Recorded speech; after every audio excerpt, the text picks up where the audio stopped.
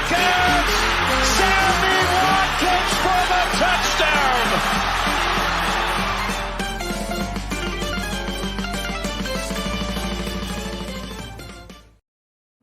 The final week of preseason has kicked off quite literally with a bang, or should I say with a few bangs, when Aaron Donald decided to repeatedly smack a few Bengals players with a helmet, which is what we will be leading off with today. You're listening to the Fumblerooski Podcast. I'm Adam Wright, CJ Medieros. CJ, how are you doing tonight? You know what, Adam? I'm fine. It's always great to be on the show. And, I'm happy. I am. Because, preseason's about to end. And that means we're going to get real, actual, honest-to-God football. That's right, man. Actual, meaningful football. We can settle into our fantasy football. We can sink our teeth into these topics once opening day comes around. But still a lot of action during the preseason, which is what we'll start off with, which is this brawl between the Cincinnati Bengals and the Los Angeles Rams. So I'm not sure whether or not any of this stemmed from the Super Bowl matchup a few months ago, because these two teams were facing each other back in February. But Aaron Donald, superstar defensive tackle Aaron Donald for the Rams, was right in the middle of it. And it was very reminiscent of Myles Garrett. If you guys remember back, it was 2017, 18. Ripped up Myles Garrett, the defensive end, ripped off the Steelers quarterback Mason Rudolph's helmet, bashed him. He bashed him once in the head, tried to hit him. With Aaron Donald, it was different in this fight. He took somebody who God knows whose helmet during this brawl and just started bashing. I don't know if it was one player or if he was just going ham on everybody, but it was crazy. But CJ, what are your thoughts on this all-out brawl that just took place a couple days ago? Well, it does raise some interesting questions. Now, after watching Myles Garrett play Whack-A-Bengal with their helmets, you gotta wonder, can you be suspended for a practice fight in the preseason? Now, personally, things get chippy. I mean, Adam, we're both Pats fans. Remember the Pats and Panthers got into a lot of fights during their joint practices? So, these things happen. But Aaron Donald just grabbing two helmets and just smacking people around, that seems like a little bit much. Now, I'm not saying, suspend him for the year, but he's going to, but no punishment, at all. And some people say he shouldn't be punished. And I get that. I do. Because, preseason, it's just a joint practice.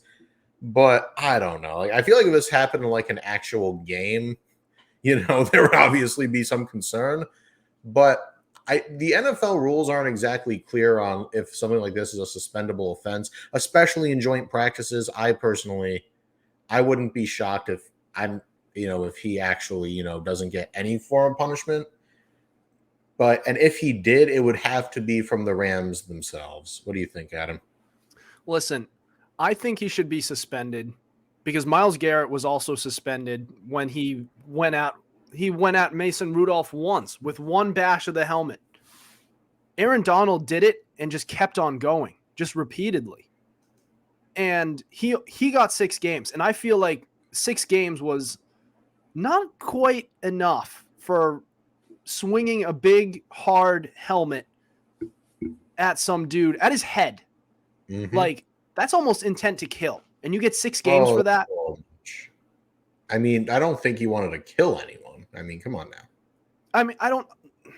It's not like, I'm not saying that he's trying to kill him. I'm just saying, that's the type of thing you would do if you are, you're, what else are you trying to do when you're coming at this guy's head? You ripped his helmet off, so now he doesn't have protection, and now you're bashing him over the head with it. He's not trying to help him put it back on. I'll tell you that much. He's not going to help. He's not trying to help him put it back on. And and not that this makes it any better, but Myles Garrett only went at him once. He smacked him once. Aaron Donald kept going. And if it turns out this was at one player's singularly, then that's a really bad look on his part. And like, it's still a bad look because if you're swinging at anybody, that's pretty bad. So like, I get it. Like, you want to say like, yeah, like this wasn't as big of a stage, so the NFL won't face as much blowback. Dude, if you're trying to do something like that, doesn't matter if it's in the Super Bowl or in the Hall of Fame game. It should not be tolerated at all, because that's something that's like semi-barbaric. I mean, it's just like, wow. And it's Aaron Donald too. Like, this is a guy where it's like, people look up to this guy. And everybody and their mother knows who Aaron Donald is. So when they hear that Aaron Donald did this and then did not face any discipline for it, pretty bad look on the league on their part. Yeah, Adam, that's 100% correct. And I am not denying that it's a bad look on the league. But if you want to look at it from a relatively factual standpoint, this is kind of a gray area, because if it happens in a practice, then, like I said earlier, plain and simple, it's up to the Rams. They want to suspend him. And let's face it, they're not going to. Because, it's Aaron Donald. You're not going to suspend the best player on your team. That's just not how sports work, if you're an organization. But, I do feel that something at least should happen, because you can't just, start swinging around helmets trying to hit people and, just get off scot-free.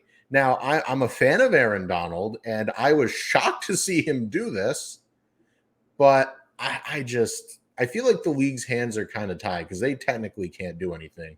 And I said it once, said it twice, I'll say it again. If there's any form of punishment, it has to come from the Rams, but we both know that's not going to happen. Yeah, but this is still it's a joint practice, and the video went viral of Aaron Donald going nuts with whoever's helmet. It's not his, because it was a Bengals helmet. 2 Bengals helmets. Was it 2? Oh yeah, there's like pictures of him. He's got a helmet in like both hands swinging. Jeez, I didn't see that part. I thought it was just one, but I mean, that's worse. That's worse. He's not trying to help. Like I said, he's not trying to help him put it back on. And like, this is a joint practice between two teams that were just in the Super Bowl. And it is like, this is jurisdiction of the NFL. These are 2 NFL teams. And this is Aaron Donald. Yeah. Oh, Jesus. Yeah. If you're listening on the show, I'm showing Adam a picture right now. And yeah, he's got 2 helmets. Well, I only saw him bashing with one. So maybe he was holding one and then just going ham with the other. One helmet bash now, one helmet bash later. Yeah. But either way, like, man, like, it just doesn't, I just don't think it matters what stage it's on. If you're doing that, it's barbaric either way. Like, yeah, it might be not as bad of a look by the NFL because less eyes will be seeing it. If this were happening in the Super Bowl, we could be talking about Aaron Donald being suspended for a long, long time. Mm-hmm. But like, I just disagree with the idea that we should, the morality of it is different based on the stage. Like, just because it happened in a joint practice doesn't mean the punishment shouldn't be the same, because this is still a serious thing. Like, he could have really hurt somebody. Yeah, you are correct. And I mean, I'm just saying like what I know. I don't know. And maybe I don't know. I really don't. And I do think he should get like something like a fine or like a suspension of some games, because you can't just attack someone with their own helmet and expect to just be free. I mean, like you said, look at Myles Garrett. He got they threw the book at him after he did that. And I mean, Aaron Donald did the same thing, but worse. And they're saying like, just because it's not on as big of a stage, the NFL is just going to let it slide. I mean, the rules say so, but this is one of those things where I'm going to have to disagree with the rules, Yeah, and looking at I've looked at a couple of reports when before this show, and it looks like the NFL's been silent. And there's one article by Sports Illustrated written a day ago saying NFL's not expected to Aaron Donald. Imagine Aaron Rodgers going at it. It's always the defensive lineman, isn't it? It's always the defensive lineman, isn't it? But then again, you're not gonna be hearing of Rodrigo Blankenship going at it with his helmet. You're just not the same intensity. It's probably an intensity thing. The way they're trained, it's like rah, let's go. Mm-hmm. Whereas quarterbacks, it's like a mental thing. Mm-hmm. Same with kickers as well. I mean, I feel like a lineman's the only one that would maybe do that. I mean, for example, could you see someone like Jalen Ramsey doing it? I don't know why, but I can. Could you see someone like DeAndre Hopkins doing it? I don't think so. Yeah, I don't think so either. Like I said, I think it's an intensity thing. When you're playing around the ball, you really have to have that energy. You know what I'm saying? Yeah, of course. Because you really need to like go through a guy who can probably bench press your mother and your mother and your father, and probably can bench press your entire family. Like, I'm pretty sure. I remember Richie Incognito was on Colin Cowherd before he got a really bad reputation, but he was talking about just casually about what he can bench. He can bench 500 pounds. I can bench half of that, and I'm proud of that. You can understand why you need to have the intensity, but damn, keep that under control, especially when your name is Aaron Donald and you're one of the most famous defensive linemen on planet Earth. You talk about players on the defensive line, usually they on the front seven, unless you're a defensive end, you don't get much recognition. Mm-hmm. But Aaron Donald does. So crazy stuff there. But you know what else is crazy? Is this Cowboys offensive line that continues to suffer after this past season. And that whole team is really just suffering. But we're going to get to that next. Don't go anywhere. This is the Fumblerooski Podcast.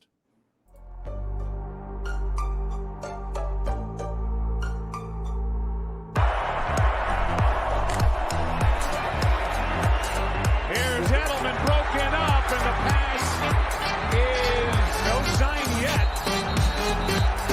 Edelman comes down with a football. They're saying it's a catch. It's caught.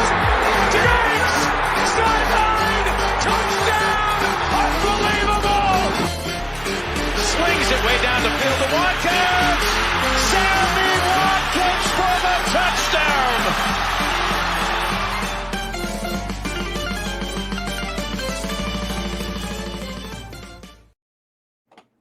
Welcome back to the Fumblerooski Podcast. I'm Adam Wright.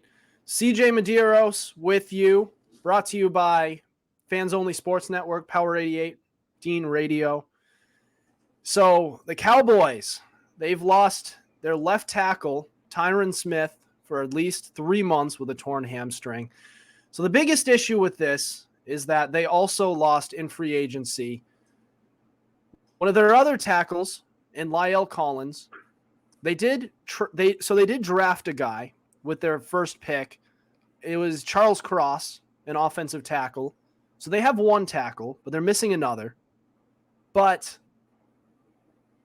this is a bit they also lost Amari Cooper to cap hit, and I'm forgetting Greg Randy Gregory. Randy Gregory, right?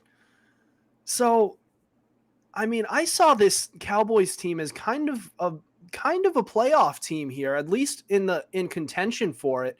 But with the state of this offensive line, they've lost some pieces on pretty much everywhere on the field. Where do you see this Cowboys team going this year? Well, Adam, home. That's where I see them especially at the end of the season.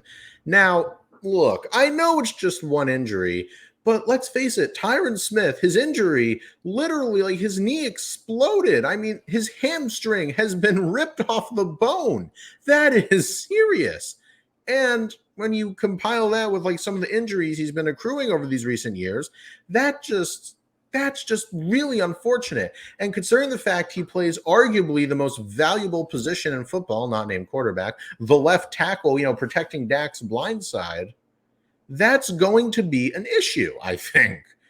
And considering the fact we know who this guy is, multi-time Pro Bowler, 2-time first team All-Pro, some Cowboys fans would perhaps argue future Hall of Famer, because let's face it, he's darn good. But I'm not ready to enter that conversation quite yet. But it's just, and that O-line is already worrying, because like I said, you lost Lyle Collins to free agency, so both your tackles are gone. And on top of that, you basically only have Zach Martin on the line, and he's like arguably the best offensive lineman in the league, but he can only do so much. And when you look at what they've lost, I feel like they might not make the playoffs. There's a real chance they don't make the playoffs. And if Jalen Hurts can step it up in Philly, if he even has an average season, Philly will win the division. And I feel like they probably were regardless, but let's face it, Tyron Smith's injury does not help. Yeah, and so looking at this team, like we said, they lost Randy Gregory, they lost Amari Cooper, they lost Lyle Collins, and now Tyron Smith.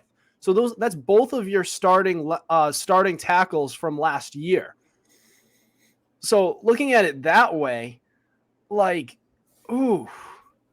And on top of that, your division rivals are getting better.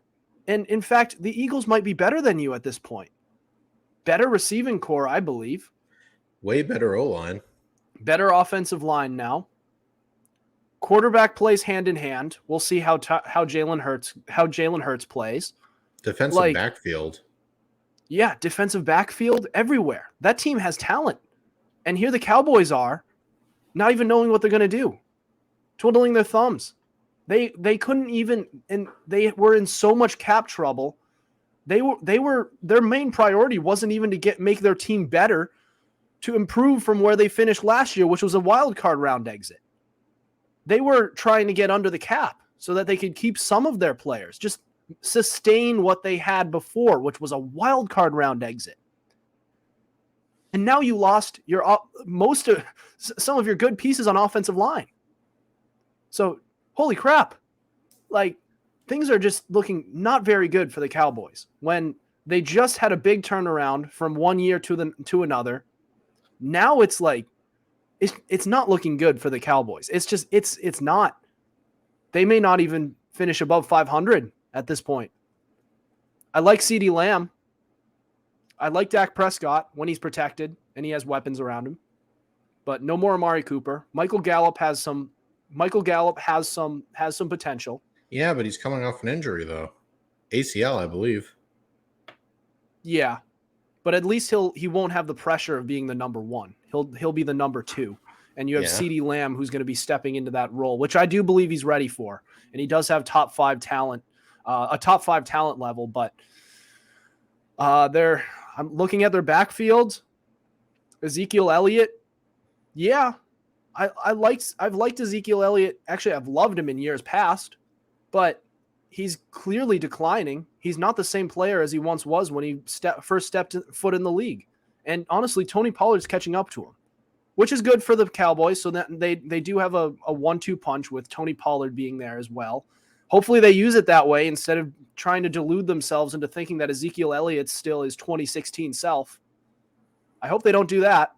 Then they'll really be shooting themselves in the foot. Yeah. And do we even need to talk about that defensive backfield with Trevon Diggs? Yeah, I mean, Diggs in himself, he gets the highlight reel picks, but he hemorrhages yards, gave the most yards in the league last year. And who's even their corner two? I couldn't tell you. I'll have to look it up, but I don't even know if it's worth looking it up if we don't know who it is. Pretty much, yeah. And it's also to the fact that Trevon Diggs has allowed over nearly 1,000 yards in coverage this past season tells me that, well, the quarterbacks don't love to throw where Trevon Diggs isn't. So just saying. Yeah. But maybe he should be a wide receiver. They could use some help in that wide receiver room. Wow. You want their defensive backfield to get worse? I mean, like, yikes. It's not like it's good now. Yeah, I know. But Adam, before we wrap up, there's one thing I want to say. So I have here Tyron Smith's page on Pro Football Reference. Yes. And I'm looking at like how many games he's played. So, the NFL now is 17 games, used to be 16. And then his injuries started happening in 2016. Only played 13 games. He used to be playing 15 to 16 games, no problem. But then all of a sudden he starts missing a few games here and there. And then when you get to 2 seasons ago, he only played 2. And then last season, he only played 11. And look, I know 13 games is still really good, but the injuries are starting to mount, are they not? Yeah, if you're only expecting 13 games out of your all pro caliber left tackle, then that's not good. Especially since your left tackle can be a lifeline. Like that's your quarterback's blind side that you're trying to protect. And these 13 game seasons have been during Dak Prescott's early years in his career. So are you really going? So Literally, for 3 games in the season, you're essentially saying, F it, let's just give it to we'll see what happens. See if Dak survives these games. That's not good. Yeah. That's just it's not good. Yeah, you are correct. And Adam? Yes. I think it is worth noting that in the draft, the Cowboys did double up on offensive tackle. They took Tulsa's Tyler Smith with their first round pick. And then in the 5th round, they took. So wait, so where? Oh yeah. So I said Charles Cross they picked. No, he went to Seattle. I mistaken that for Seattle. That was the number 9 overall pick. We were talking about that off camera, but so it was Tyler Smith. Yep. So another T. Smith. Yep. And then in the 5th round, they took Matt Waletzko from North Dakota. I don't know if Matt Waletzko is game ready. He was taken in the 5th round for a reason. But Tyler Smith, the tackle from Tulsa, we were watching the draft live. And even then I said he was a huge reach. He's got a lot of potential, but he's a penalty machine. So if Dak's not killed behind the lines, the flags will kill him. Yeah. It's not looking good for the Cowboys. It's just not. I don't know if there's something they could have done to work with the cap trouble this offseason, because if you looked at it with other teams, like let's say the New Orleans Saints, who were in the most cap trouble out of any team this past offseason, in how many weeks they went from dead last to, I believe, almost first in cap space. Yeah, so it's much. And I'm not the type who does not believe in the cap, but I am the type to believe that it is very easily manipulated. You can look at all these different players and say, can you take a little pay cut? Can we convert this into signing bonus? Can we cut this bottom of the roster player? Can we do this? Can we do that? Can you trade some pieces that we don't need? There are things you can do. And the Cowboys just said, you know what? They threw up their hands and they let go of Amari Cooper, who between him and CeeDee Lamb were one of the better receiving duos in the entire league. Excuse me. So not the best thing on their part. Randy Gregory's gone. Lyle Collins is gone. And they're just sitting there hoping that they just stay the same as they were last year. Does that make sense at all? Doesn't to me. No, because if you lose pieces, typically you get worse. Yeah, and the goal of the team's to get better. And if at bare minimum you're saying, I hope we stay the same, you have problems. Yeah. And another piece I failed to mention, Cedric Wilson. So decent wide receiver 3. Slot guy. He's gone too. So, it's like, it's not a big deal, but it's still like, damn. But I think we've talked this to death, and I want to move on to a week 1 starter that was named. So we talked a couple of weeks about some quarterback battles, and one of those, namely one in Seattle, was won. And they have their starter named. So we'll get to that next. Don't go anywhere. This is the Fumblerooski Podcast.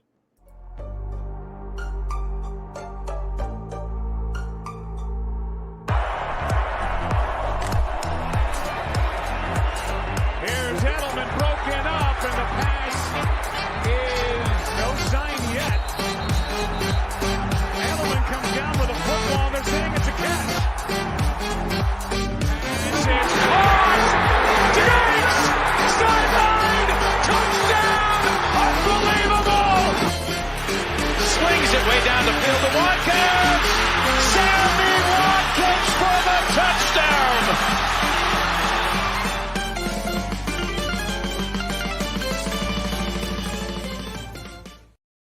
This is the Fumblerooski Podcast by Power 88 and Fans Only Sports Network. Adam Wright here with CJ Medieros.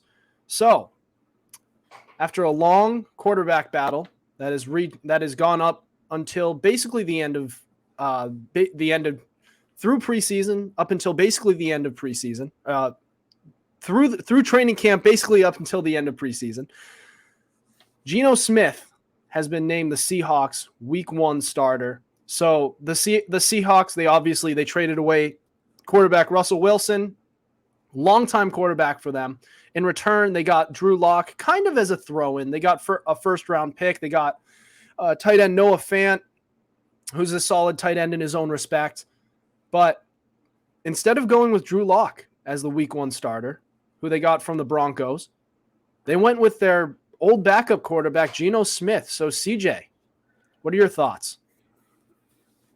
I mean, on the surface, it does make sense, seeing as Geno Smith has already been there for 2 seasons and definitely has the playbook down a lot better than Drew Lock. But I would argue Drew Lock has the higher ceiling. He's faster, he's got a bigger arm, and he's just more explosive than Geno Smith. But when you look at Geno Smith's career, I believe he was like a 2nd-round pick, 3rd-round pick, something like that. He's left a lot to be desired. I mean, arguably his best season was in 2014 for the Jets, where he had a 59% completion percentage, about 2,525 yards, 13 touchdowns, and 13 picks for a 77.5 passer rating. Now, last year for the Seahawks, I'll admit, he was pretty good with a 68% completion percentage, 702 yards, 5 touchdowns, and a pick. But he really didn't play like that many games. I mean, especially not last season. I think he was honestly, I don't recall how many games he played, but he obviously didn't, he didn't play that many, across the whole season. So I feel like in a way, what you're getting, Seattle. You're not going to the playoffs. Sorry, not sorry. You're not. And this is a throwaway year, maybe a tank for a better draft pick, but you're basically asking for mediocrity of Geno Smith. You'd be doing the same with a Drew Lock, but he's more explosive. So I feel like I personally would have gone with Drew Lock, but I understand why he would go with Geno Smith. Yeah, and the last time Geno Smith was a starter was in 2014, 13 touchdown interceptions, 2,500 yards, and I believe a quarterback record of 3-10, and he started 13 games. So, it's,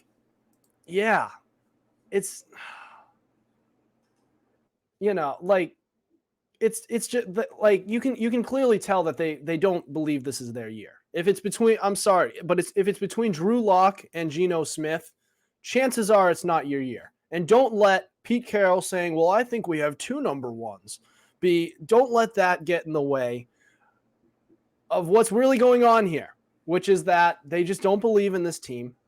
And maybe they win a few games, probably more with Drew Lock.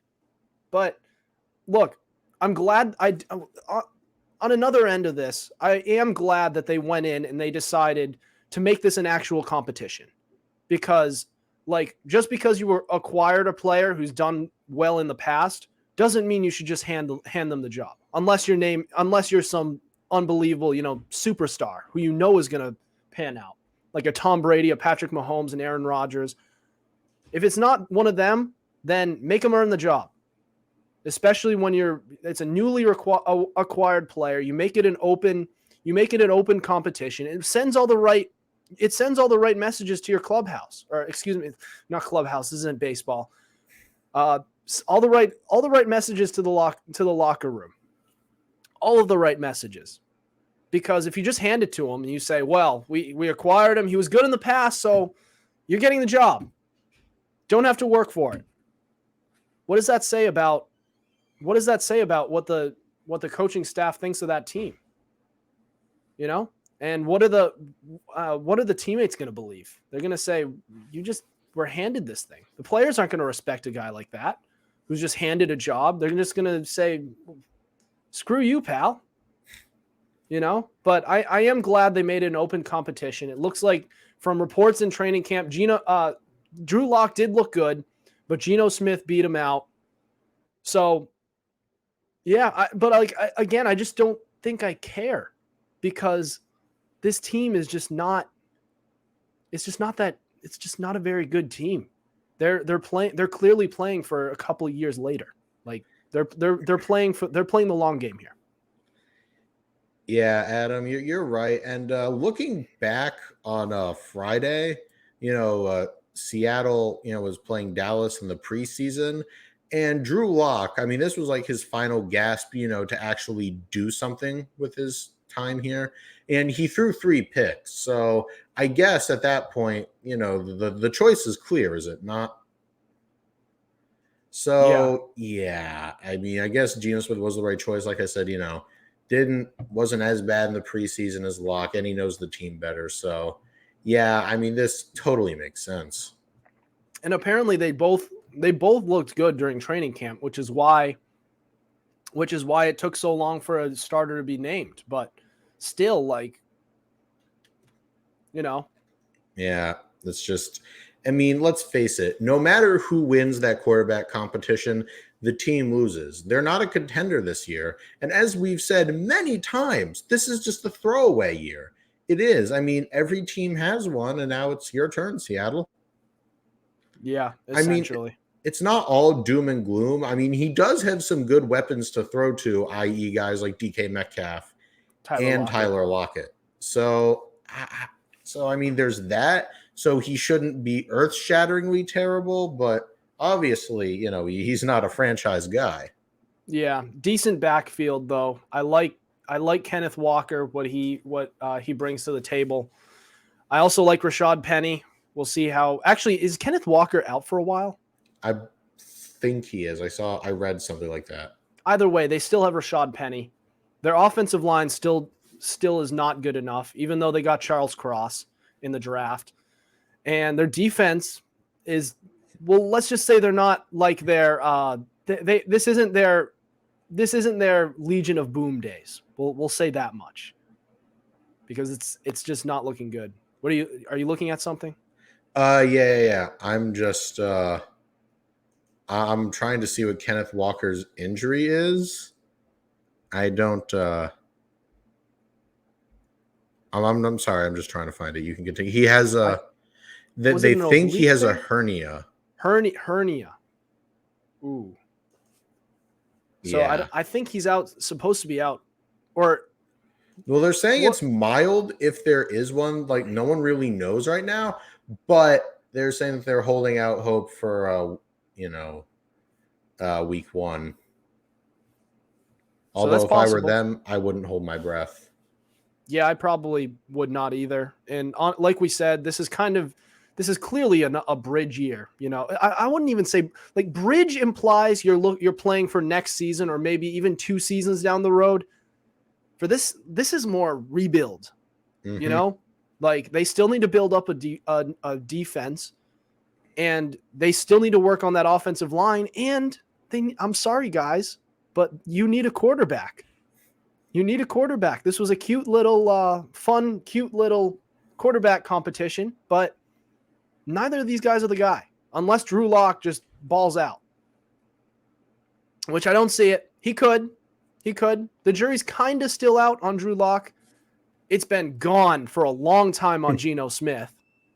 But Drew Lock, I guess, maybe. Let's see a little more. I'm kind of decided, but I won't completely close the door, but still, I don't see it. But CJ, any other thoughts before we end the show tonight? No, not at all. All right. Well, that'll do it for us tonight. Thank you for listening to us. Be sure to tune into us live Tuesdays and Thursdays at 7:30 on Twitter and Facebook through Fans Only Sports Network. Be sure to subscribe to our YouTube channel. We also have all our episodes available on Spotify, Spreaker, Apple Podcast, Google Podcast, iHeartRadio, and so much more. Also, be sure to follow our Instagram at Fumblerooski_podcast to keep up with our podcast and the latest coverage on the NFL. Otherwise, we'll see you next week. Over and out.